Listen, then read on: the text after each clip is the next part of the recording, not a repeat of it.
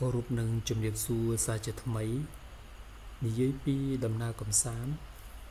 បងប្អូនខ្លះចូលចិត្តដំណើរកំសាន្តតាមទីក្រុងឬក៏ shopping បងប្អូនមួយចំនួនទៀតចូលចិត្តដំណើរកំសាន្ត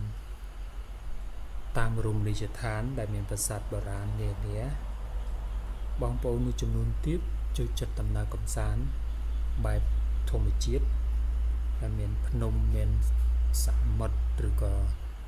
ជ្រោះជាដើមហើយអាចមានបងប្អូនខ្លះក៏ចូលចិត្តទាំងអស់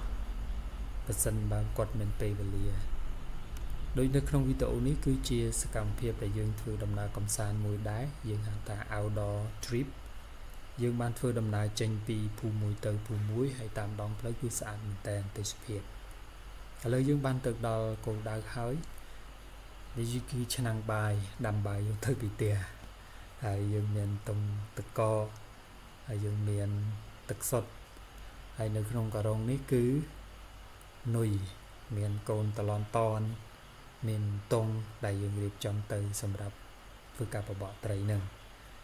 ឥឡូវគឺជួលស្មាច់ឬក៏ទូគេហើយម្ចាស់គាត់កំពុងតែរៀបចំជូនដល់ពួកយើងហើយយើងបានទៅដល់ទីនោះគឺប្រហែលជាម៉ោង 5:06 ហើយយើងរៀបចំឲ្យវាយអវ៉ាន់ស្មាច់នឹងរួចរាល់ម៉ោង 6 ប្រហែលជា 4-10 នាទីហើយទេសភាពពេលព្រឹកនឹងគឺស្អាតខ្លាំងមែនតើព្រះអាទិត្យរះមកអត់ទាន់ចេញពន្លឺកម្ដៅទេមើលទៅគឺដូចដុំភ្លើងមិនដូចដុំភ្លើងចឹងហើយវាឆ្លោះជាមួយនឹងផ្ទៃទឹកដែលរលកតិចៗហ្នឹងគឺមើលទៅគឺស្អាតហើយទឹកនឹងគឺថ្លាទៀតអញ្ចឹងវាស៊ីមេទ្រីគ្នាជាមួយនឹងពន្លឺព្រះអាទិត្យហើយជាមួយនឹងស្លឹកឈូកដែលដុះនៅក្នុងទឹកនឹងទៀតពិតជាស្អាតខ្លាំងមិនចាញ់ទីក្រុងប្រមាណទេសម្រាប់ដំណើរកម្សាន្តនៅតាម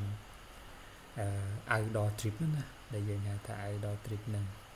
អញ្ចឹងយើងបានធ្វើដំណើរទៅរកទីតាំងដែលបបកត្រីហ្នឹងហើយចេះតែរំកិលពីកន្លែងមួយទៅកន្លែងមួយដោយសារតែទឹកវាធំហើយនៅតំបន់ហ្នឹងមានទំហំប្រហែលជា 5,000 ហិកតាទៅ 10,000 ហិកតាហ្នឹងខ្ទង់ប្រហែលជាប៉ុណ្ណឹងអញ្ចឹងត្រីគឺយើងពិបាកក្នុងការដែលកំណត់គោលដៅវាដែរនៅពេលដែលទឹកធំទឹកច្រើនបែបហ្នឹងដោយសារតែយើងទៅនឹងគឺយើងហៅថារាវដែរហៅថាយើងប្លង់រាវត្រីអាំងនេះគឺដាក់មងទេរឿងមងគឺអត់ដែរចោលទេនៅពេលដែលបបកអត់បានមងដឹងថាតម្លាក់ក្នុងទឹកហើយយ៉ាងហោចណាស់ក៏បាន 2-3 យកមកអាំងសម្រាប់អាហារថ្ងៃត្រង់ដែរ